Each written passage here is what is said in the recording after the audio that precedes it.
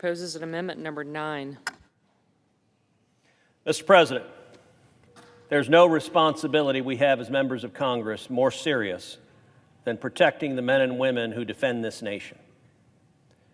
We're facing a national security crisis due to Joe Biden and his administration, who have repeatedly been unwilling to act against repeated hostilities from the nation of Iran. They have looked repeatedly for excuses to justify that inaction. Now, I want to be clear. I am not where some members of this body are who want to maintain this authorization for use of military force. I want to vote to repeal this authorization of use of military force. The Iraq War was a long time ago. I believe the Iraq War was a mistake at the time it was fought. And I would be enthusiastic about Congress reasserting its war-making and war-declaring power by repealing the AUMF. But at the same time, I don't want the repeal of the AUMF to be used as an excuse by the Biden administration to roll over and do nothing if and when Iran attacks and murders American soldiers, sailors, airmen, and Marines in the Middle East. And, Mr. President, this is not hypothetical. Just last week, General Milley, the chairman of the Joint Chiefs of Staff, testified before the House that from January 2021 until last week, there were 78 attacks against American forces in the Middle East by Iranian-linked fighters. 78. The Biden administration responded 3 times. 75 of them went unresponded.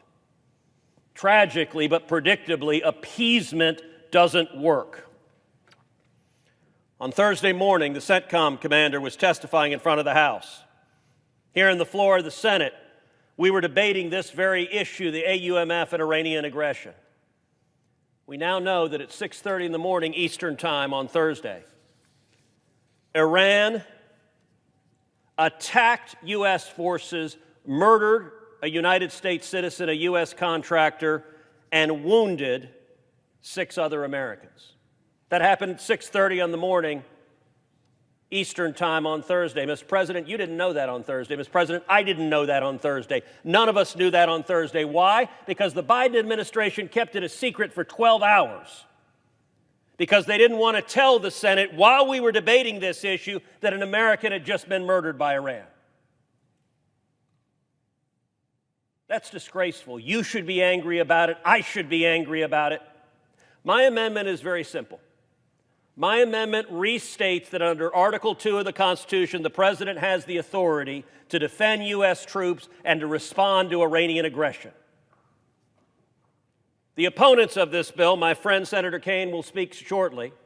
What he said in the Senate Foreign Relations Committee, he said the amendment's unnecessary. Article 2 already does that. Well, good. If it is unnecessary, then the Democrats ought to support my amendment and add it. Because I'll tell you what it will get.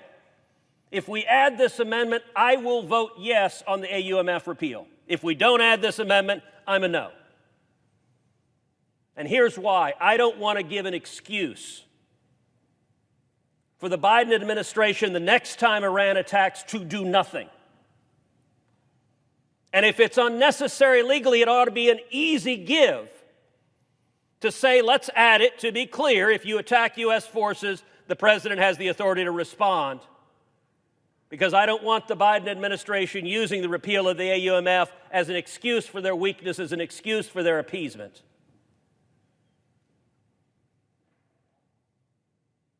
There are some in the political world that are in favor of unending wars. I am not one of them. But I am in favor of the United States defending our soldiers and sailors and airmen and Marines. And let me say this. I don't know if the amendment's going to get the votes or not to pass. I think we will get most of the Republicans. I don't know if any Democrats will vote for it or not.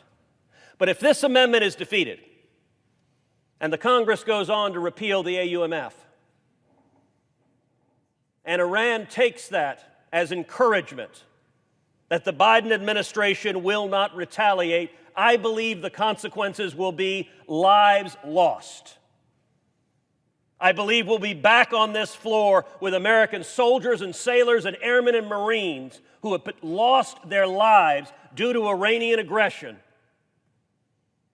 because the Ayatollah believed the Biden administration would not respond. You don't want to see that, Mr. President. I don't want to see that. I believe no member of this body wants to see that. And if it's legally redundant, all the better to say, let's send a message to the Ayatollah. If you attack American forces, the President, the Commander-in-Chief, has the authority to respond and defend American forces. That is the number one responsibility of every member of this